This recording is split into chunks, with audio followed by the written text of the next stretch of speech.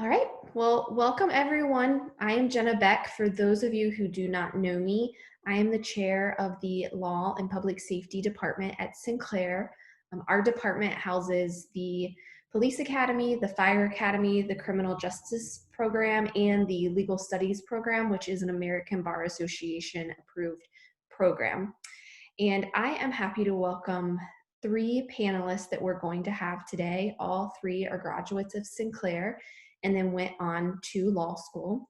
And the great thing about all three is that they're in different parts of their path. And so if you happen to be in the legal studies program, you know that your program is being taught by faculty members that are attorneys, but some of us are really very far removed from the process. So for example, I took the LSAT, I think, 15 years ago, so I don't really remember what that was like, thank goodness. And so some of these individuals are much closer. And so they are going to be able to tell you kind of about how things are right now in real time, because a lot of things have changed since some of us have gone to law school. Just as a brief introduction, because some of you might not be aware, to get to law school, you have to have a bachelor's degree and you have to have taken the LSAT. Those are the admissions criteria that they look at. The state of Ohio has played with that bachelor's degree a little bit. There's some exception to that that I don't necessarily want to go into because it's the exception, but the norm. But more often than not, you're looking at the bachelor's degree and the LSAT requirement. And so if you hear someone talking about the LSAT, it's just a test that you need to take, and law school will look at your score when determining your admission. So just wanted to familiarize you with those two concepts before we get started. So I'm going to briefly introduce the panelists, and then I've asked them to give you a little bit more introduction to themselves. So one of the first panelists that we're going to have today is Nate Dodd, and he is going to be representing the current law school student. He is fresh and new in his 1L year, that's what they call it. And so he's going to bring us the perspective of someone that's in it right now. And then next we will have Lexi Horner. She is just freshly graduated and she takes the bar exam in 10 days. And so she can give you that perspective. And then finally we'll have Hannah Montgomery, who has obtained every hurdle. So she has graduated law school, she has passed the bar exam, and ready to go. And so it's going to be great to hear from all of their perspectives and learn a little bit more about them. So Nate, will you get us started telling us a little bit more about you? Sure. So my name is Nate Dodd, and I graduated from Sinclair in 2016, and then I took about a 2.5 year break, and then I went to Ohio University for my criminal justice degree. Before I got my criminal justice degree at OU, I was actually working in the private sector for a criminal defense firm and personal injury firm. And then I went to work in the public sector at the Montgomery County Prosecutor's Office. So I tried to get both perspectives, which I felt really benefited me. And I'm currently, like Jenna said, I'm currently in my first year at the University of Dayton School of Law. I'm in week 5 right now, so it's very hectic and a lot of reading and stuff I wasn't completely prepared for. And right now I'm currently also working at Sinclair as an instructor. All right, Lexi, you're up next. Hi, everyone. I just want to thank you for your time today. As Jenna said, I just recently graduated from University of Dayton School of Law, so that makes me a 2020 grad. I graduated from Sinclair in 2014 from the paralegal program, and I continued to work part-time as a paralegal while I earned my bachelor's degree from the University of Dayton. My bachelor's degree is in English, and I have a minor in communication. And I took a year off from my undergrad, got married, kind of settled down a little bit, and gave myself some breather before starting law school. Thanks, Lexi. And Hannah. Hello, everyone. It's nice to be here. I graduated from Sinclair in 2015, and I have like a slightly different path than I think most people take, in that I got my undergraduate degree before doing the paralegal program. I got my undergraduate degree in political science, and I had always planned to go to law school, but it is a really big commitment, as I'm sure most of you are seeing, as far as time and money and mental expense. So I was really wanted to make sure that this was a path for me. So that's why I did the Sinclair Paralegal Program first, to work as a paralegal for a couple years before going on to law school. And so that's what I did. And I'm really glad that that's the path that I took. Like Jenna mentioned, I have already graduated from law school. I graduated last year, took the bar exam last year. I really sympathize with both of Nate and Lexi for having to be in law school during this pandemic. I'm sure that was really rough, so kudos to you guys. I passed the bar last year, and I got my first job as an attorney in January of this year, and I work at a small firm here in DC called Clamp & Associates, and we do nonprofit law work. Excellent. Thanks, Hannah. So I'm going to start us off with a few questions. If any of the panelists have questions while we're going, feel free to put them in the chat box. And then also at the end, we'll have a period of time where you can ask questions out loud if you would like to do so. So Nate, I'm going to start with you. Can you tell us a little bit about what did your path to community college look like? I know as an instructor, frequently people ask me like, oh, I came to community college late. Surely I can't go to law school. But what I've seen as an instructor is everybody's path looks really differently. You shouldn't think that there's an obstacle in your way. So can you tell us a little bit about your path, Nate? Absolutely. So for me, my path, I feel, was also a little bit unorthodox. I started at Wright State right out of high school. And for me, it was very unstructured. And you kind of have to create your own structure, which I wasn't prepared to do out of high school. So I struggled at Wright State, and then I decided to start working in customer service for a little bit. So I went to different customer service jobs and call centers, and I wasn't happy or fulfilled, and I still wanted to do law school. So one of my friends and then my mom had eventually told me, finally look at becoming a paralegal, do something that's going to get you on the path to law school. So I looked at Sinclair's paralegal program, found out how well it was received in the Dayton legal community, and applied a few weeks later. And after I did that, I jumped in basically head first, and I was fortunate to be able to get support from everybody in my life about that. But I had kind of a weird background because kind of like Hannah, I went to get my undergrad first, but unfortunately for me, I wasn't able to do it. The big university atmosphere was kind of disengaging for me, and Sinclair was perfect. So for me, that was my path to community college, and it was one that I'm very proud of, and I enjoyed every minute of it. Thank you. And I should add, I've had all three of these as students, so I'm equally very proud of them as well. It's wonderful to see people achieve their goals.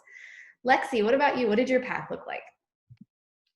So I started Sinclair immediately after graduating high school, the fall after my high school graduation. And for me, it was a decision, kind of like Hannah and Nate said, as a stepping stone to get to my ultimate goal. So I knew I had an interest in the legal field, but that's a lot of schooling, and that was a long way away. When you're 18 years old, that's a big decision to make and a big commitment to make. I'm fortunate enough, my parents, kind of helped me decide what that might look like. And I remember going on a visit to Sinclair with my mom to kind of hear about the paralegal program and what they had to offer. And ultimately, I decided that might be a good place to start before I try and get a bachelor's degree in something, or kind of make my way towards law school without knowing for certain that that's what I wanted to do. And absolutely, and obviously the Sinclair Paralegal Program confirmed, my interest in the legal field, and definitely gave me the skills to move forward and obtain that ultimate goal. And that's kind of why I started there. I know, Hannah, you talked a little bit about your path, but anything additional you might want to add there? Yeah, like I said, I did my undergraduate degree first, but what's I find interesting is that when I kind of used my undergrad, like I went right after high school, and it was kind of a time that I needed to like mature and, learn what it was like to be in an upper level, like academic setting. So by the time I got to Sinclair, I felt like I had done the school, I had gotten my degree, but I didn't actually have like real skills, like real usable skills for an actual job.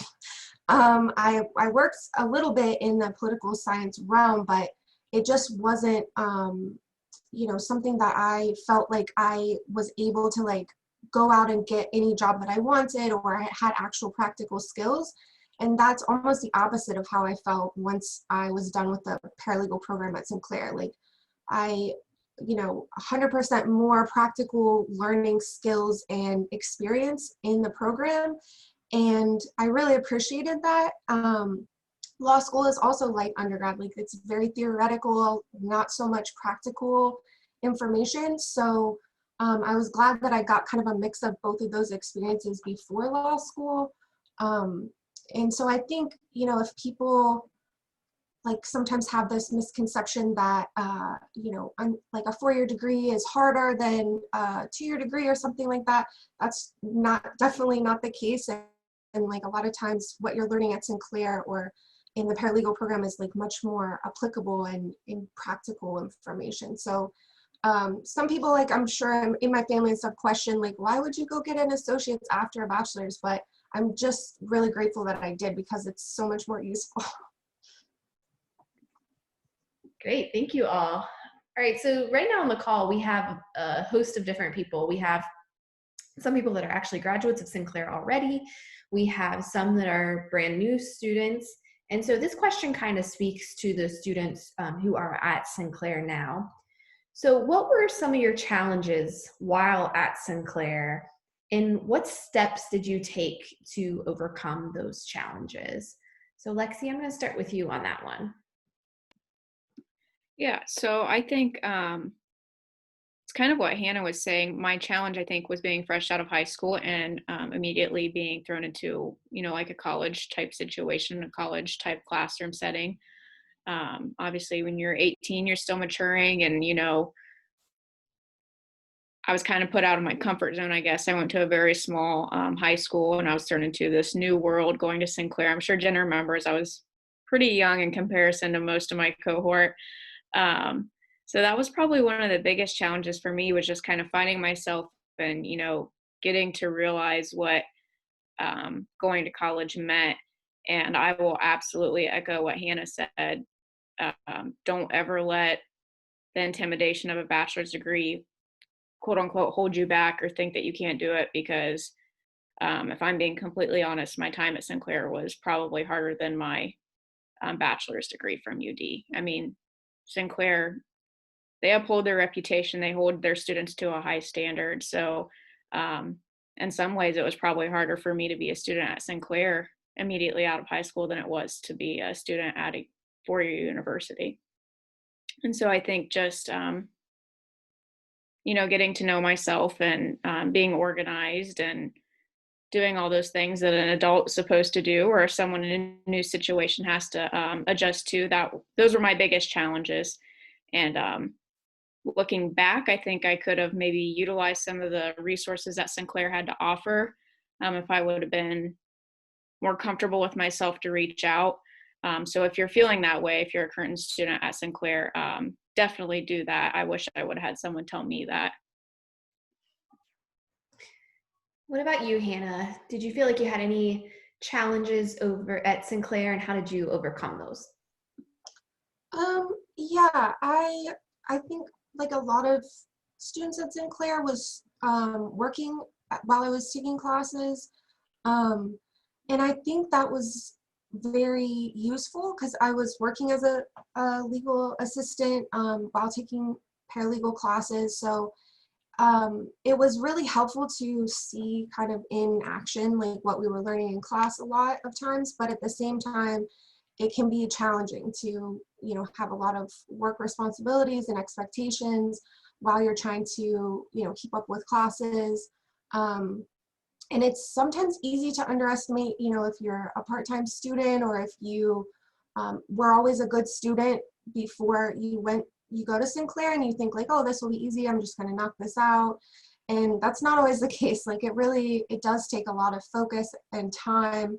Um, you know, being a paralegal, you have to be very detail oriented. And so that's how the program is structured so that, you're prepared for the workforce. And so you can't just kind of put things off to the last minute and, get too caught up in your work responsibilities that you don't have time for your classes. So that was something that was a little challenging for me, but in the end, I found that it helped to cement what I was learning by actually kind of doing it in practice at the same time. And what about you, Nate? Any challenges that you encountered at Sinclair? Absolutely. For me, the biggest thing, because I had taken that gap between Wright State and Sinclair, it was difficult for me to try to get back into a routine. But because I was in the workforce previously, it did help that I was kind of used to making my own schedule at that point. But I will absolutely agree with what Lexi and Hannah said that, my time at Sinclair was more difficult than my time in undergrad because I felt that Sinclair had prepared me to be able to, once you kind of have that preparation at Sinclair, that exposure at Sinclair, the undergrad, I mean, not to devalue it, but it seemed easier to me than it was than my time at Sinclair was. I felt Sinclair had just put me in a position that I was going to be able to really do anything. And for me, the biggest part was they helped me kind of create a schedule for myself and kind of stick to a routine that would benefit me when I went to OU and now my time at UD. Great, thank you all. So we had a question about whether or not Sinclair prepared you for the transition to undergrad, and I think we've pretty much answered that. So I'll move on to, how did you select an undergraduate institution? And this would primarily be for Nate and Lexi, since Hannah had already obtained a bachelor's degree. So sort of what were the thoughts in your mind as to, where you wanted to go? Was there a specific transfer agreement that was attractive to you? I know a lot of our students are really unsure as to how to go about even picking that process. So we'll start with you, Nate. Sort of what was in your mind and what did you consider when picking an undergraduate institution? For me, I wanted to make sure that I did stay close, but cost was also a big factor for me. And I know that OU did have a transfer agreement with Sinclair. Hopefully that is still in place. And I believe that they helped to kind of coordinate getting my credits and everything transferred over to OU. So that was very, very helpful for me. And that was probably the biggest influencing factor for me, was the fact that OU had that agreement with Sinclair, so that I knew the transition would be easier. I knew they'd recognize a lot of the courses that I'd taken. And again, just the preparation that I'd already had. For me, that was a big factor. Great, thanks. What about you, Lexi? For me, I was thinking also local when I was making my decision. So UD was pretty attractive for me at that time. Also, by the time I had finished the paralegal program, I was pretty confident that I was going to try and make it to law school eventually. So I was also thinking long term, UD has a law school as well, so that might be a good place to look for undergrad.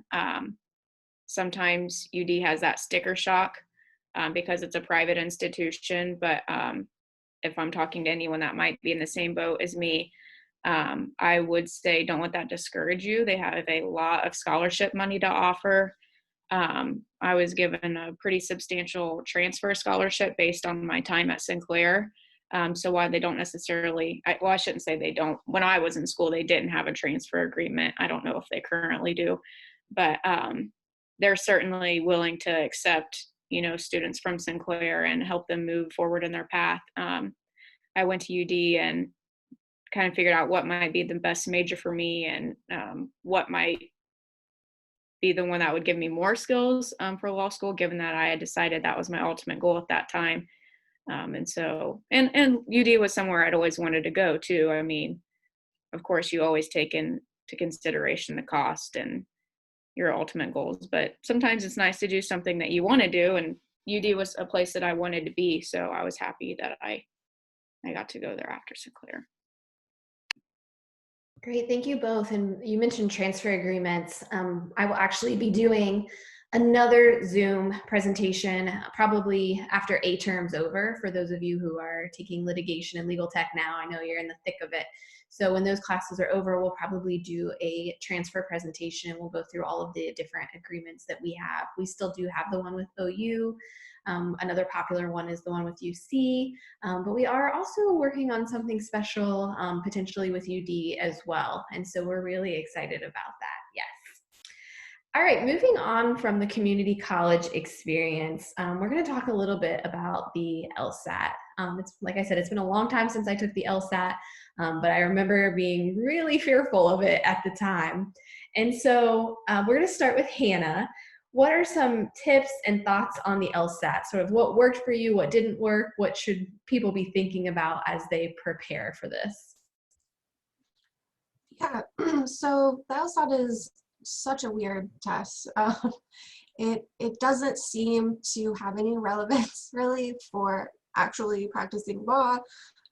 You just have to accept that and just go with it. It's hard to study for sure. It's not a skills test. It's not something you can like memorize things. It's not like the bar exam. But I recommend, just taking practice tests as much as you can, being experienced, like having some kind of familiarity with what to expect is super important. Start thinking about it early. And I mean, I felt better taking it twice. I took it once right after undergrad and did okay. And I thought, I can do a little bit better. I took it like in the thick of my senior year of undergrad. So, if you plan out far enough in advance, like you can take it, a couple of times. It is kind of pricey, but the first go round, you kind of get your feet under you, and I think a lot of people can bring their score up like a couple points if they want to take it again. And I would just say, talk to other people who just took it if possible. Try to get their read on like, what they did. I think that time management is super, super important. So the more you can take timed practice tests or just timed, sections to get your speed going, because a lot of it, like the games part, which is not enjoyable. I don't know why they call it like logic games. It's not something that you can just like know. Like you just have to be able to move through it quickly and like understand like, okay, is this going to be something I can get, or should I just skip it and move on? Those are the types of things that you need to be practicing more than figuring out like the correct actual answer to the logic game. It's more about, just moving through the test is what I would say. What about you, Lexi? I know you're focused on the bar exam. That's your big test now. But any reflections on the LSAT? If I'm being honest, looking back, I probably did not, I don't want to say take it as seriously as I should have, but I probably did not prep for it in the way that I should have. Ultimately, obviously, my score was fine. I got into law school. I think my lack of preparation was lack of knowing what the LSAT was and knowing where to turn to for help or guidance. I bought some books on Amazon, I think, that were supposed to help you with the LSAT, and kind of picked through those a little bit, but it was pretty overwhelming. I was taking at the end of my undergrad studies, so I was a little bit burnt from that. I wish I would have asked someone who had taken the LSAT, like Hannah said, what to do, what it was about. I think that would have helped me in the long run. So if you are thinking of taking the LSAT eventually, right here is a group of people that can help you. If you reach out to Jenna, she can put you in contact with someone if you're feeling like, oh, I don't know anyone who went to law school or is in law school to ask that question to. But if you can, ask someone, and then I think they can give you more detailed advice on resources or what the LSAT is, what it tests, explaining the different components. Because for me, I think just not knowing what it was probably the most difficult part. And if you don't know what you're studying for, how do you study? So looking back, it would have been better and nicer if I would have had a better understanding of that. Thanks, Lexi. And yeah, I'm always happy if anyone ever wants to reach out. I'm happy to connect you to someone. But the great thing is, these are only 3 representatives of people that have gone to our program and then gone to law school, but we have quite a number that have taken this path. So there's always someone that's happy to help you. What about you, Nate? So this is fresh in your memory, having just taken the LSAT. Any reflections that you'd like to share?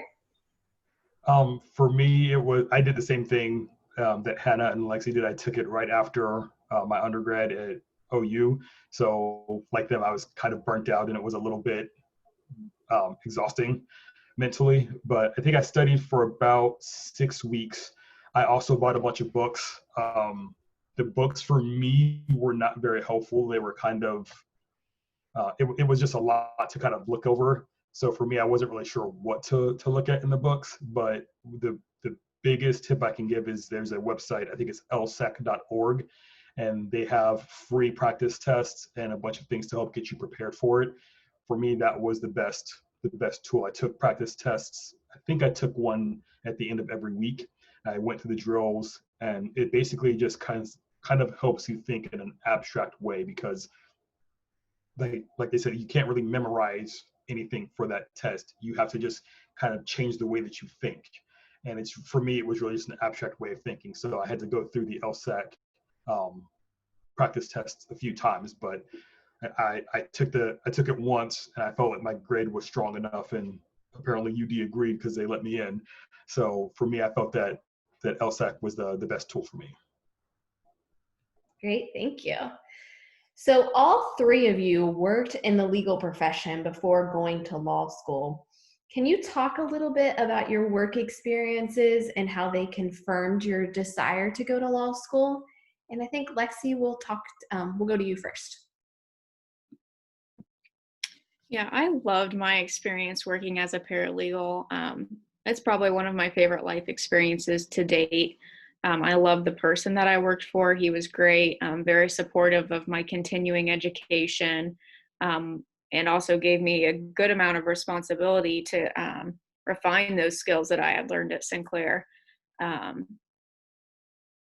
I definitely used all of my skills and resources that I had learned at Sinclair when I was working in the field, um, in an effort not to sound boastful. I think my employer was impressed with what I had learned at Sinclair as a paralegal. I think in a lot of ways it equates to what being a lawyer is. So that was great.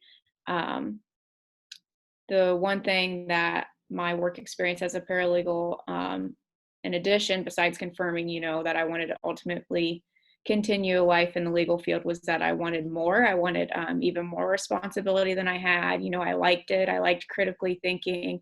So it gave me the motivation to continue on to law school. So that's one thing I'm very thankful for. And I hope, if you get the chance to work for someone, you have a positive experience as well. I think the legal community is pretty neat, and I think people are supportive of each other. What about you, Nate? Can you tell us a little bit about your experiences working in the legal profession before law school? Yeah, so for me, it was, I worked at a defense firm. Like I said, it was a defense firm and personal injury firm called Wright and Schulte in Dayton.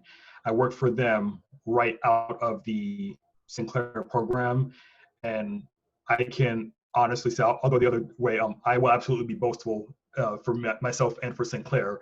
My employer was definitely impressed. It was actually week 6 in my final semester at Sinclair that my employer had offered me a job. They were that impressed with the knowledge I had already had, because Sinclair had prepared me in a way that they weren't used to with new paralegals, and certainly not with interns. So I was offered a job before I'd even graduated because they were so impressed. So for me, it definitely solidified that I wanted to go further. It was still jarring to make that transition, but after working at Wright and Schulte and then working for the prosecutor's office, I was surrounded by attorneys between former coworkers, current coworkers, and my professors, I was hearing, I'd hear great things about law school, but I'd also hear a lot of horror stories. And that was one of the things that was kind of nerve-wracking. But for me, it definitely, after going through those experiences and those conversations with everybody, it definitely confirmed what I wanted to do. And like Lexi, I wanted more responsibility. I liked critical thinking. I liked using my mind and just trying to come up with new creative ways to solve problems. So for me, my experiences in law firms absolutely solidified what I wanted to do. Great, thanks. And Hannah, what about you? Yeah, so I had like quite a variety of experiences as a paralegal. I was working for a firm that did, a little bit of everything while I was in the program, and then soon after that, I went to a family law firm and did a lot of divorce separation. And then after that, I worked part-time for 2 different firms.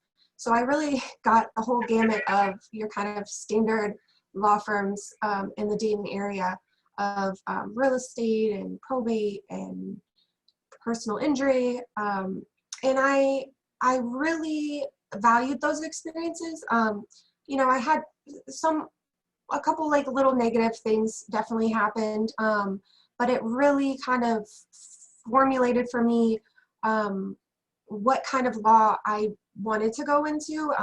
It was really great to have like a wide array of like, what the day-to-day is like in a firm.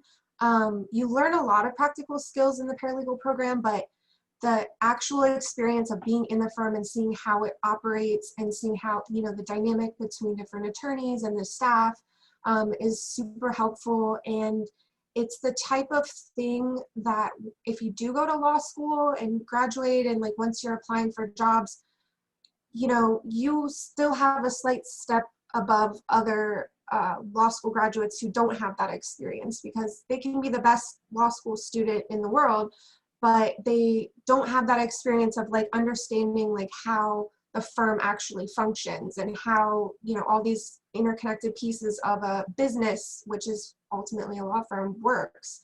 So I definitely found that invaluable. And then I think like Lexi and Nate both have said, I enjoyed being a paralegal, but I also felt like, I can do more and I want more responsibility. I want to be the one kind of making some decisions and being listened to and advocating for the clients, and not just a liaison or not just a support kind of a role. Great, thank you all. This is a little bit kind of a different question, but how important do you think it is to network when interested in the legal profession? So for those students who might not be familiar with networking, this is just sort of reaching out, using your contacts, connecting with people. What about you, Nate? How important do you think networking has been as you've made this path? Remarkably important. For me, the connections that I made at Sinclair are still going strong. In both of the jobs I've worked since graduation, I've worked with students that I graduated with, and I still talk to many of the professors. My network helped me get my job at the prosecutor's office.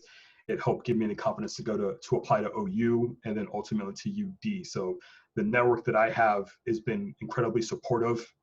It's opened a lot of doors, and it's just kept me motivated. There'll be times if you try to go down this route, there'll be times where you may kind of feel burnt out, but your network keeps you motivated. It keeps you connected. It keeps you focused. So for me, networking was the most important thing that I got from Sinclair. I definitely would not be where I am without that network. What about you, Hannah? How has networking helped you? Yeah, I would definitely say in the legal profession, networking is very important. It's kind of old school in that way. And I think that the Sinclair program is really amazing in that regard, because the legal profession can be a little stuffy. It can be a little bit of a club, kind of, like you have generations of people who go to the same law school, they work in their grandfather's firm, or, their uncle was a lawyer. And it's easy to kind of feel shut out from that if you didn't grow up knowing, attorneys or having attorneys in your family. But the Sinclair program, like, you're gaining practical skills from, you're learning from attorneys. You're often working, you get your internship, and that's how you create your own network. Whereas some people are kind of just born with a network of, people in the legal profession, but Sinclair like helps you to create that for yourself if that's what you want. And I found that super, super helpful because, the attorneys I worked for while I was in school, like, they, helped me to understand, how the network in Dayton kind of operated and introduced me to different people because they knew that was ultimately my goal.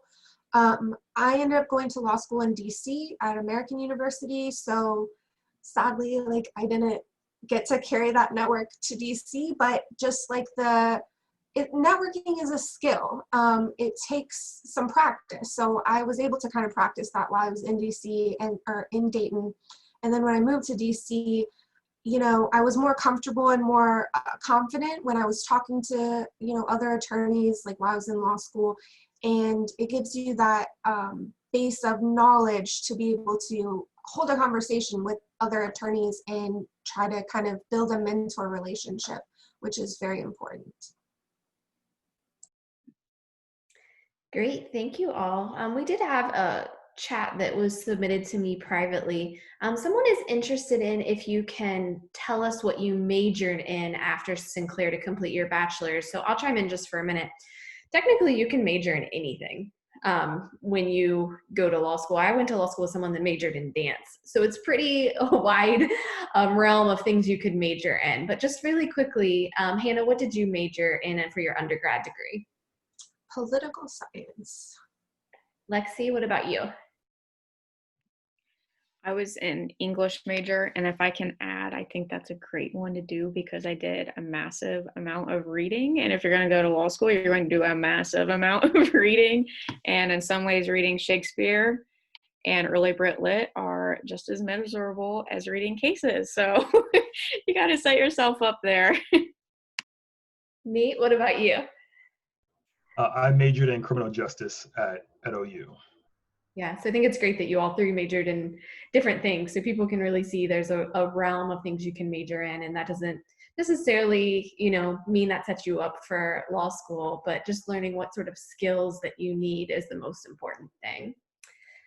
So Nate, we're gonna stay on you. This question's about tell us your law school experience. So we're gonna go in order from the least experienced to most experienced here.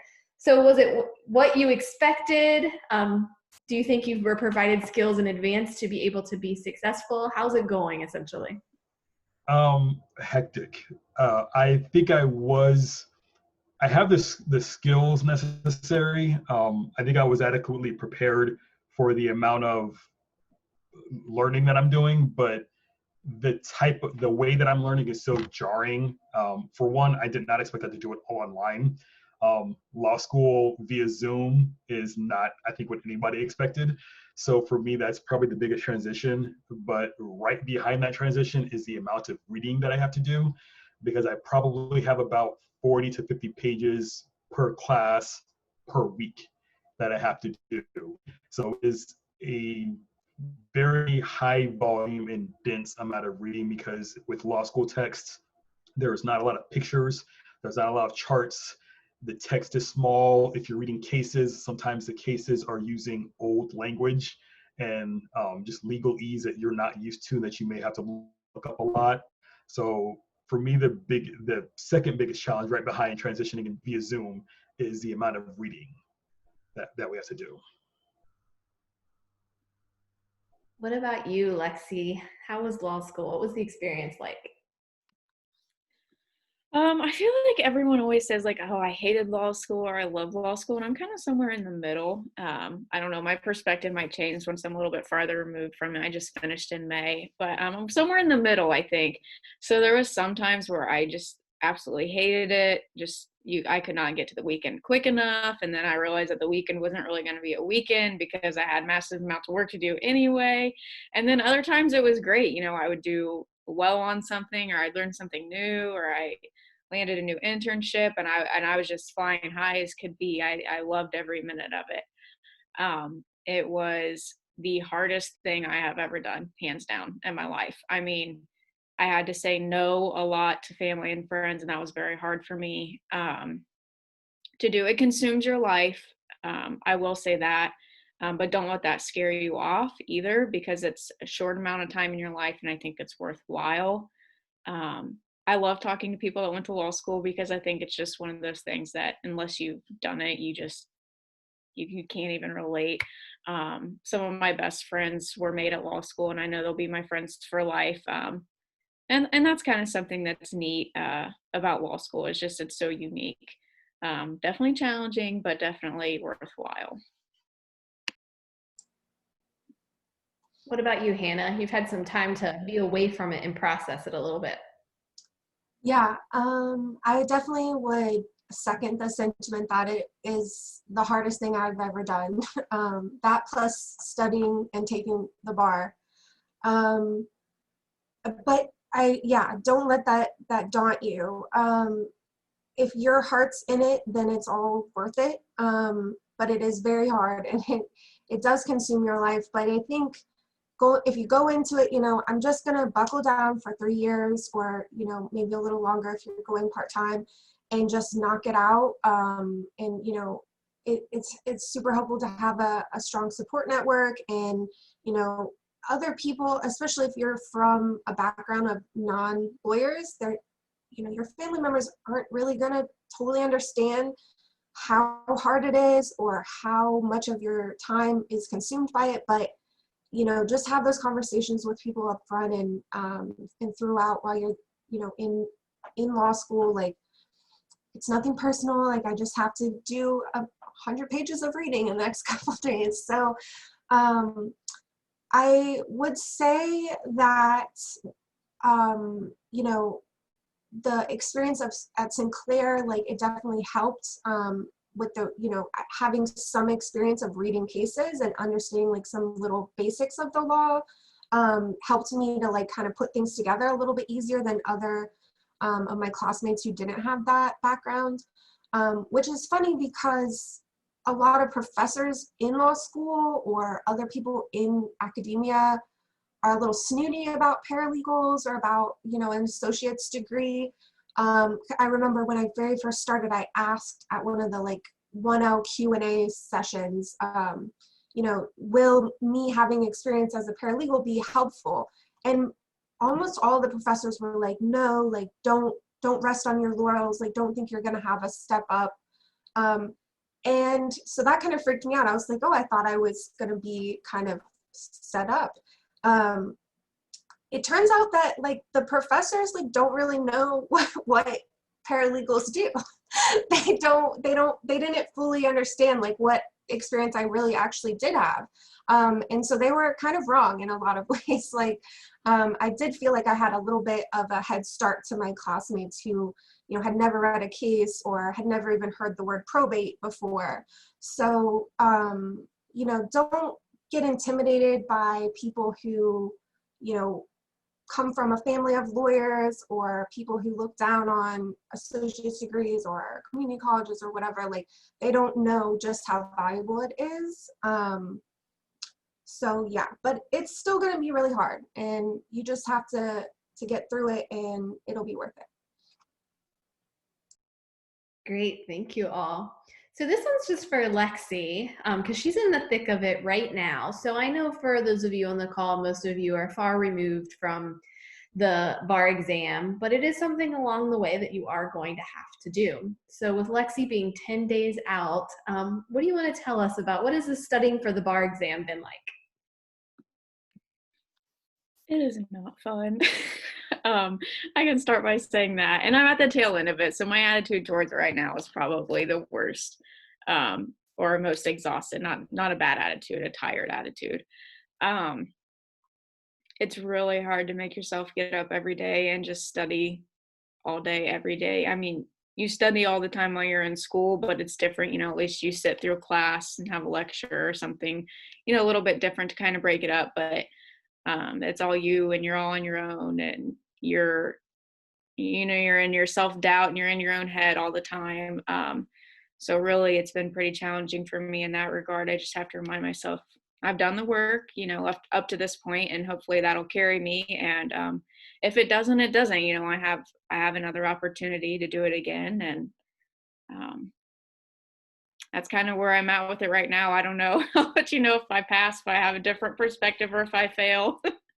But I'm just really trying to give myself, some pep talks and let myself know that, I did the work's behind me, and hopefully I've done what I need to do.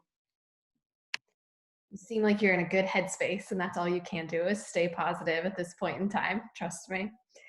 All right, so we're getting towards the end. So again, if you have any questions you want to put in the chat box, feel free to send them my way. But I'm going to leave with some last sort of parting advice. So Hannah, we'll start with you. Now that you've passed the bar, you're on the other side. Is there anything else you'd want to sort of pass along to those who are on this call, sort of guidance or any other advice for those beginning this path? Yeah, I would say, don't get discouraged. It's easy to get into law school and have imposter syndrome and feel like I don't belong here, like everyone around me knows what's going on and I don't, or everyone here has an uncle who went to law school and is giving them, their notes, or an older brother. But you have just as much of a right to be there and a shot to be there. And we need people who come from, these backgrounds and who aren't, entrenched in the legal field for generations. Like, we need you to join the legal field with us and have some new faces, I think. So don't get to law school and look around and think to yourself, like, I'm the only one who doesn't belong here, because it's easy to feel that way. At least it was for me. And it's not true. Like, you're gonna do great.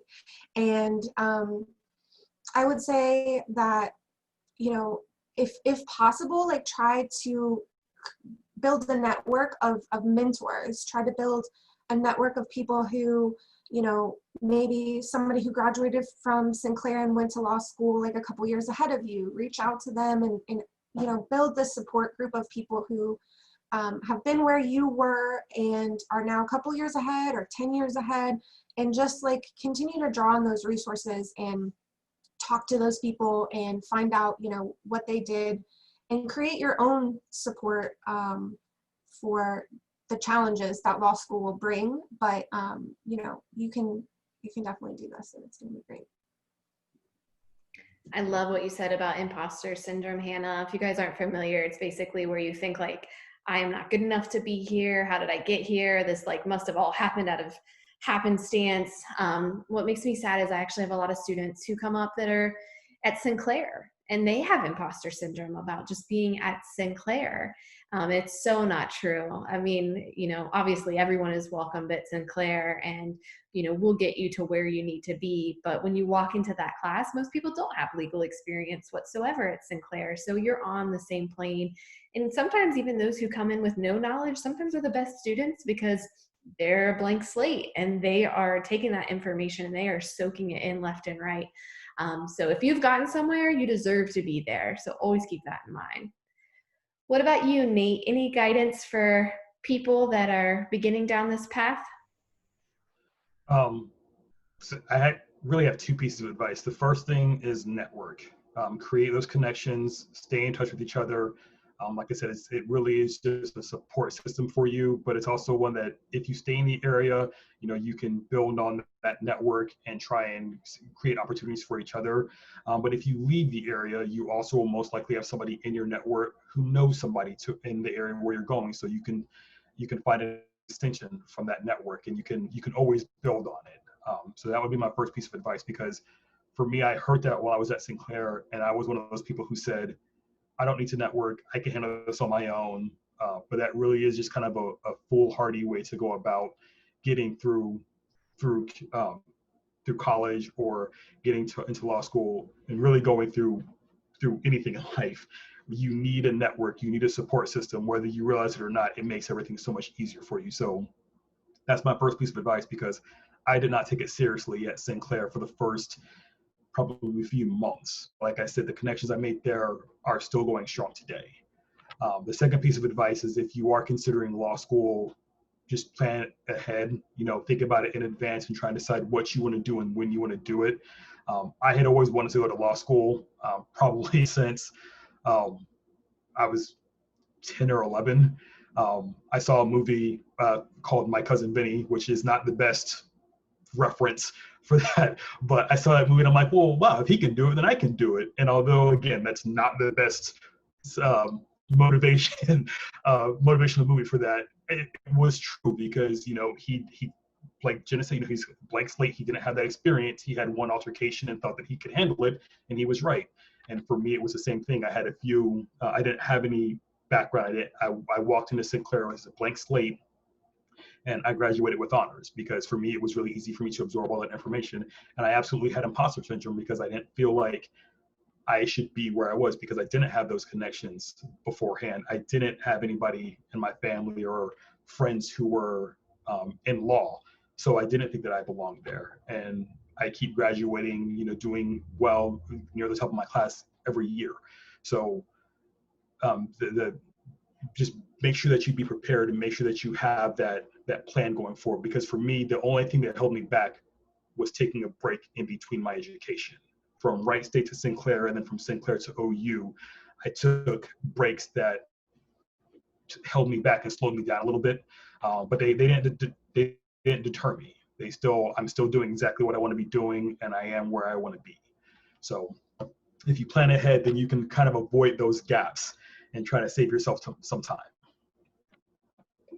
Nate, I had a question sent to me privately about sort of what's going on in your life as well too. So the person asked, it sounds like you're juggling being an instructor at Sinclair and going to law school, and they were wondering how you were working to manage both of that. So do you sort of just want to explain your role and how that's playing out?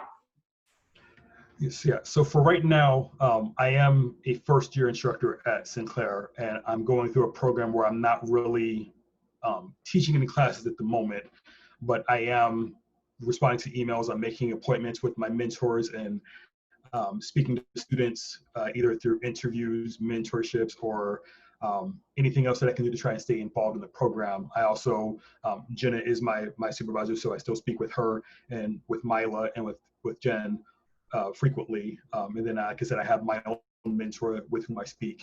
So for me, with Sinclair, I'm not really balancing the student aspect of it yet, although I will be soon, and I'm preparing myself for that. But they have all been incredibly supportive at Sinclair and told me to try to focus on my education at UD first, which is taking up a significant amount of time. Like I said, it's just there's a lot more reading involved. So at UD it is, or really at probably any law school, I'm assuming, they try to make that your first focus. I think for the first year, you're usually not supposed to work because they understand that law school is kind of like its own job. It really requires 40 to 50 hours a week, and doing that and another full-time job would be remarkably difficult.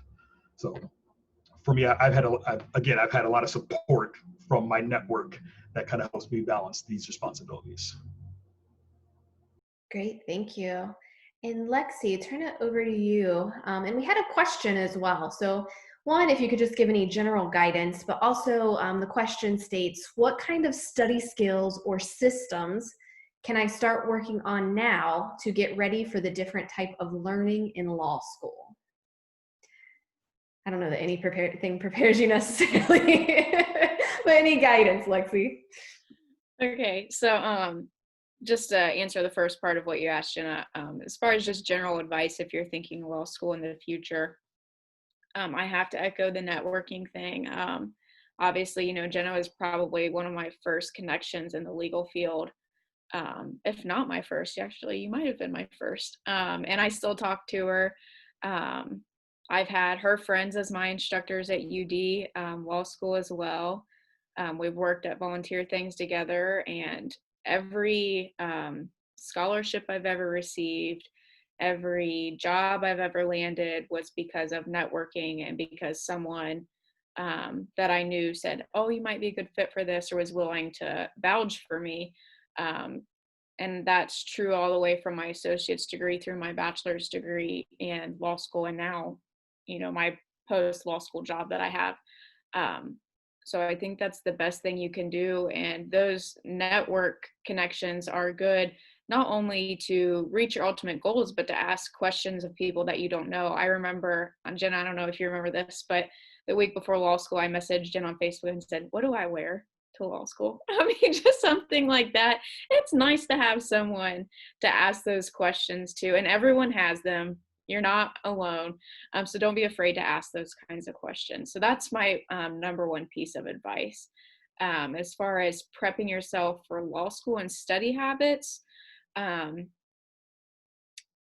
only thing I would say is maybe know what kind of like scheduling you're going to have, as far as like a written out calendar, or am I going to do like a Google calendar or something like that. You're going to have to adjust your schedule your first semester of law school quite a bit once you realize how long assignments take you, because they take you tremendously longer at the beginning of the semester versus the end. You get a little bit quicker. And that might be a little abstract right now as far as advice if you're not in the law school setting. But probably the best thing you can do is just get in a habit of writing out your assignments either on paper and pen or in some kind of Google Calendar, because that's the easiest thing you could do to set yourself up for success, I think, is just be very organized. I don't know that you can really prepare yourself ahead of time for any concrete skills as far as like reading cases or learning any kind of terminology ahead of time. I know I found this list of like terms you should know before you go to law school online, and I thought that I needed to know those, but that was like a complete and total waste of time, and I definitely did not need to know those things. So if you're like kind of like freaking yourself out with anything like that, I would say that's not really worth your time. The only thing that might be useful is like picking up some kind of book. Like I know I read this book called One Ell of a Ride, and it's about basically the first year of law school environment. I thought that was helpful. It just kind of let me know what the classroom setting was like, what would be expected of me. And that was probably the best preparation that I could do, I think, was just reading that book. And I'd be happy to share that with anybody that has questions about it. Great, thanks, Lexi. I have one more question that I got in the chat, and that was, what were some of your biggest challenges when you were working as a paralegal and then obtaining your bachelor's degree at the same time? So I think, Nate, you did that. Could you speak a little bit to some of your challenges between trying to work and get your bachelor's degree? Yeah, fortunately, both employers that I had during that time, they were supportive. They made sure that, they encouraged me to try and get my bachelor's degree. But for me, it was just like kind of what Lexi was saying, planning. You have to be very meticulous in your planning. Right now, I have a schedule where I plan out everything on Google Calendar. And because I'm also at Sinclair, I also have it in Outlook. And then I have it in a hardback calendar or notebook I have for myself on my right, and then I have everything on my left on the whiteboard. So I have every day and almost every minute of every day planned out. The only thing I don't really plan for is for things like laundry and cooking, and I'm gonna have to start planning for those too, because it's very frequently that because they're not planned, I forget to do them. So become very adept at planning. Just try to plan as much as you can in your calendar, and if you need to push something to the next day, try and do that. But if there's anything you have like a hard and fast date for, just keep it scheduled, because when you're working, there's obviously your work is going to come first. You have to keep earning your income and keep doing your job to make sure that your employer is happy. So that is your first priority. But as soon as it comes to things like studying, just try to read everything you can in advance, stick with your schedule, and just be prepared when it comes time for class, so that you can demonstrate your knowledge and demonstrate that you've actually done the reading or whatever assignment you were supposed to do ahead of time. Great, thanks, Nate. And going back to the study skills question too, and maybe you find this in the, your education now, I have always found that I study differently depending on who my instructor is. Sometimes it's learning about what that instructor wants and how you gear what you need to do to what that instructor wants. Some instructors, they want you to read very closely.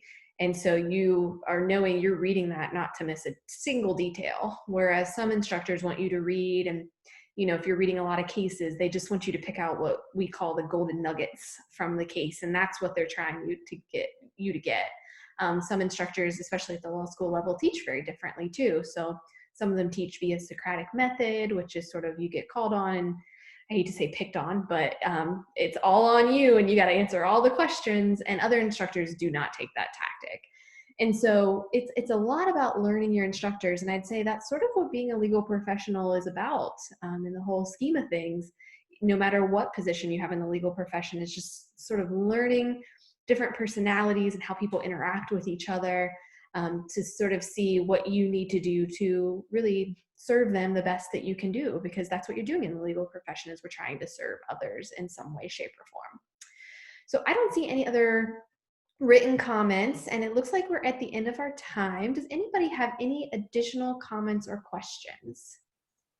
Yeah, I have a real quick thing along the lines of what you're just talking about. And I wish I would have known this before I went to law school, which is that, at least in my law school experience, you pretty much have absolutely no graded work that you do until the final exam. That really stressed me out. That was not something I was really ready for, because just like what Jenna was just saying, you're going the whole semester without getting like a grade feedback from your professor. So you don't totally know what they want, what they're looking for. So it's important to not just do the reading, not just go to class, but understand what is the professor wanting you to get from what you've done, what you've read. And like Jenna said, some want little nuggets, some want minute details of every single thing that happened in the case. And once you get to that final exam, if you don't know what that professor wants, it can be very nerve-wracking. And these final exams are really intense, really lengthy. But another really important part of that is not just like listening in class and seeing, what is your professor into, but go to office hours. Professors absolutely love to talk to you during office hours. Even the most intimidating like law professor who seems so scary in class is so happy to see you during office hours and just wants to talk your ear off. When I started, I felt like I couldn't go to office hours if I didn't have a like very specific question like to ask. But I soon realized, like, if I just went in and said, I don't think I totally understand, such and such rule of evidence, like, what is that about? They will just tell you everything about that. And they love to. So that's how you build relationships, and that person becomes a mentor figure and becomes part of your network after you leave their class. So I super recommend building those relationships during office hours with your law school professors. Yeah, I would recommend that too with your Sinclair instructors too. I mean, nothing is more frustrating as an instructor than realizing your student did not understand this whole time and didn't say anything to you. And I know it can be intimidating, but we want you to ask us questions. I always say, like, that's what you paid for. And so make sure you're asking us. I mean, we're never going to be upset by the fact that you come to see us or that you don't understand. We expect you not to understand. Nate, did you have something to add there? Actually, yeah, you actually just kind of hit it on the head.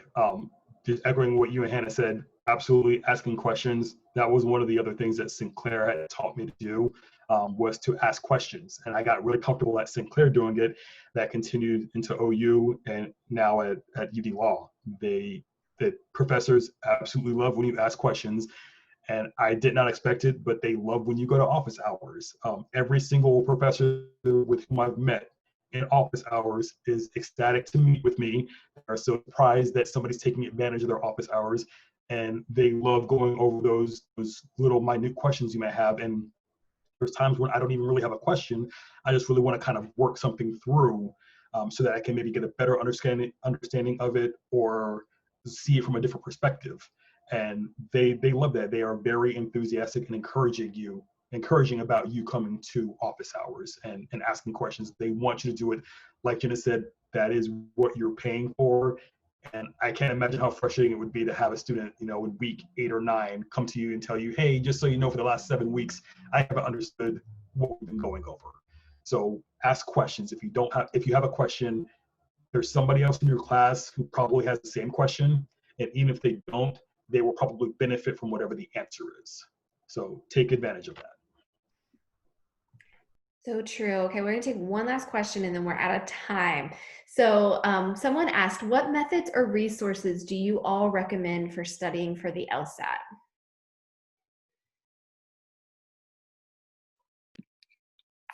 Like I said, I bought a set of books on Amazon, and I think they're called like the Bibles or something. Like, I know that sounds ridiculous, but I think they're called like LSAT Bible series or something like that. If you Google it, you'll find it. I have a set. If someone wants, I'll sell them to you for cheap. If someone wants them, they're just like collecting dust. I like can't part with them because I spent like $300 on it, so I can't justify throwing them in the trash. But something like that. If you're at an undergrad institution, I would recommend going to their pre-law department, even if you're not, you know, a part of the pre-law. If that's not part of your curriculum, go there, because I know UD, and I would assume other undergrad institutions offer mock LSAT exams. I think I did like 3 or 4 of them leading up to LSAT. Now it's probably more beneficial than anything. So those would be my 2 recommendations: is buy some set of books, because I didn't know what else to use. I don't know that they were super beneficial, but you have to have some kind of study material. And then see if your undergrad institution offers some kind of mock exam. Great, thanks, Lexi. All right, if there are any other additional questions that anybody has, feel free to email me and I will get you answers, but I want to respect our panelists' time. We're already a little bit over. So I just want to say thank you to everyone, especially our panelists. I can't say for the 3 of you. One day, if you ever find yourself in the instructor position, I know Nate will, you just can't even imagine how proud I am of you 3 and all of you at Sinclair who are in your classes now. I mean, you know, it takes a lot to go back to school, especially in some of your situations. I love Sinclair because I love the diversity of what everyone has going on and what they're doing to try to reach their ultimate goals. So you should all on this call definitely be proud of yourself. And it was great to talk to all of you today. Again, if anybody has any questions, please feel free to email me at jenna.beck@sinclair.edu and I will make sure you get an answer. So thanks everybody and have a great day.